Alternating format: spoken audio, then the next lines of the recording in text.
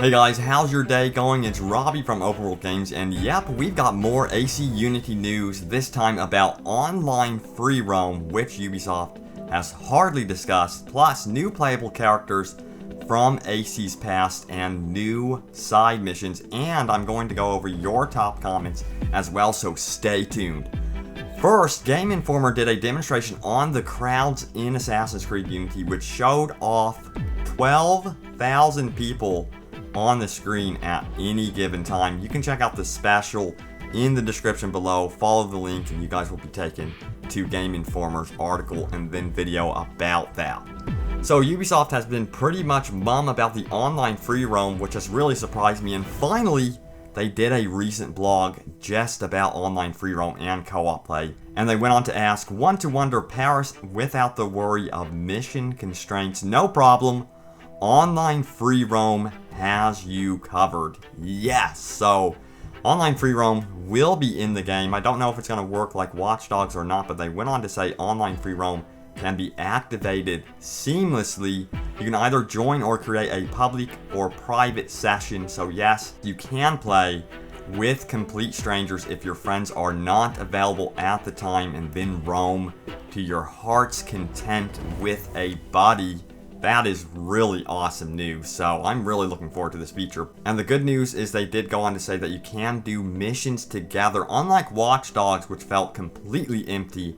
I have no idea how Watch Dogs dropped the ball so much with its online free roam. I thought people would stay in the online free roam, but I'm hoping they build upon it. There's rumors that they are going to be building upon it in a big way, so we'll see what happens with that. And stay tuned to Open World Games if you want news about that as well. So one of the big goals of playing online together with friends is collecting the loot.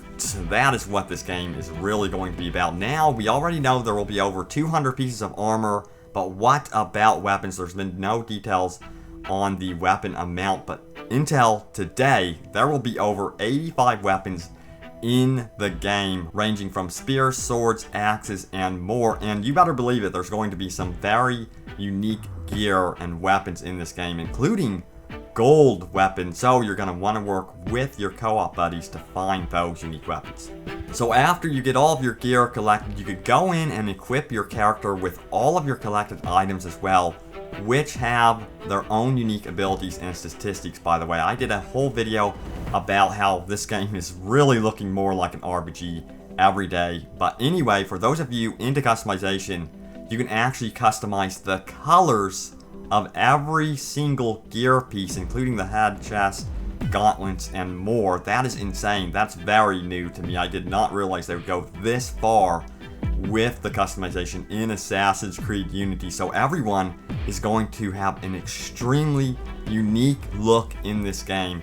I am hoping that it's historically accurate and they're careful with how much customization, because seeing a dude in all pink will not work for me in Assassin's Creed Unity. I would absolutely hate that, to be honest with you. So we will find out and see. So some of you hardcore Assassin's Creed fans know about all the leaked info that is going on, and then there's a closed beta as well for internal testing only.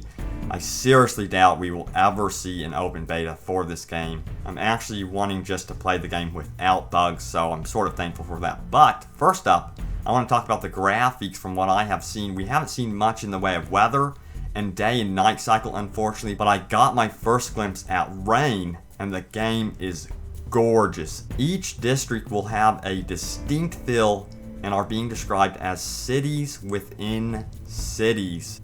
And the atmosphere when it was raining especially reminded me of Acres from Assassin's Creed 1. This was a pretty desolate environment. It was all tinted in blue, which was the same case with Assassin's Creed Unity, and I could feel that they're going back to the roots in the visual look as well as the gameplay for Assassin's Creed Unity, which is extremely exciting. If you guys are fans of Assassin's Creed 1 or 2, this game is going to be right up your alley.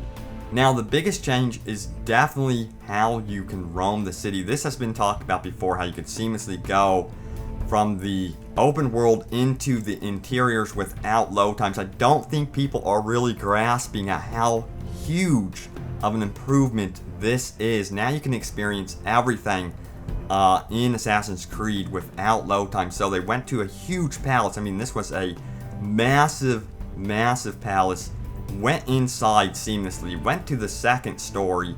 It was incredible. The interiors are insanely detailed, and you have the option of going into stealth at any time when exploring. So this game is looking sick. I'm extremely excited officially after seeing them go into that gigantic palace without any load times. That is one of my dreams for open world games, is that level of detail. Now there are two concerns I do have from watching the footage. There's the disguise feature and then rift missions, and they're a bit arcadey to Assassin's Creed. I'm really not used to seeing your main character suddenly changing his appearance instantly. Poof!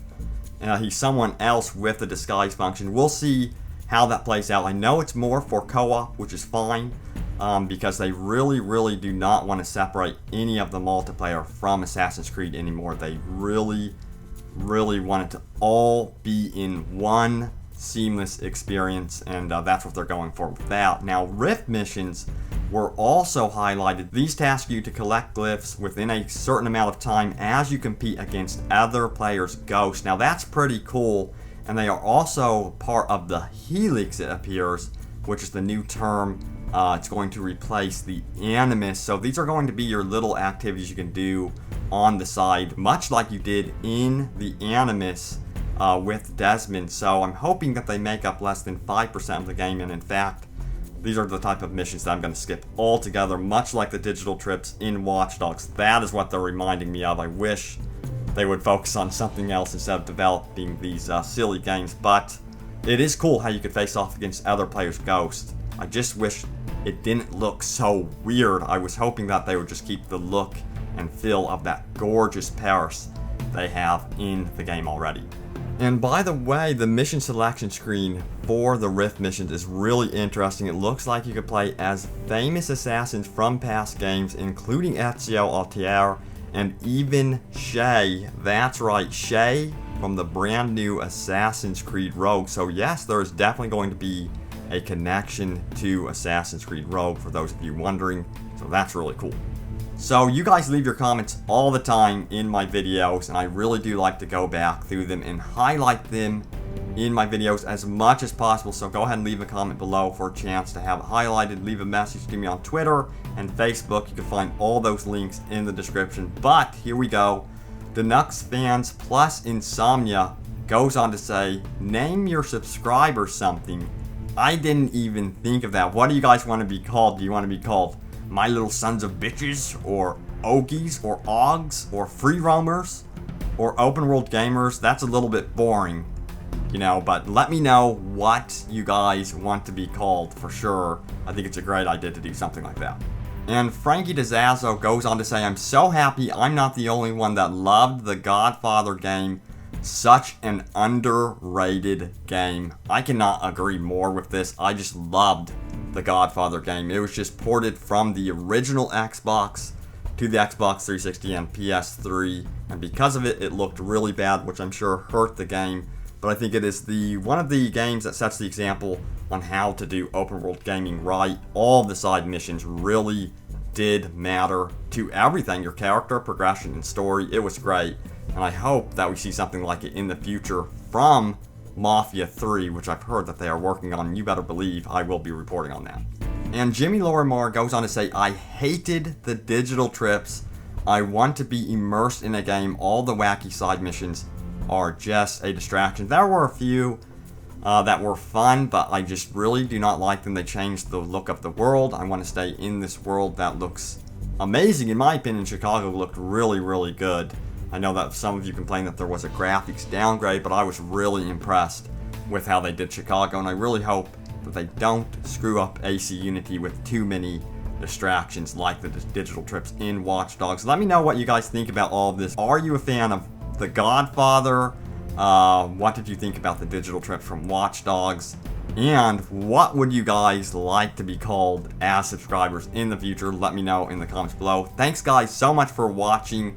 Cannot wait for October 28th is the release of Assassin's Creed Unity, and then I will be covering Far Cry 4, The Crew, and then of course Assassin's Creed Rogue, and then Destiny when that comes out as well. I'm going to be focusing on the free roam aspects of that. So guys, thanks for watching, and I will see you next time.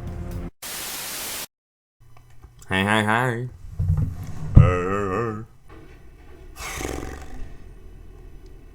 Trash truck is outside my window. It's making a bunch of noise. Can you hear it? Let me see if you guys hear it. Don't know if you can hear it.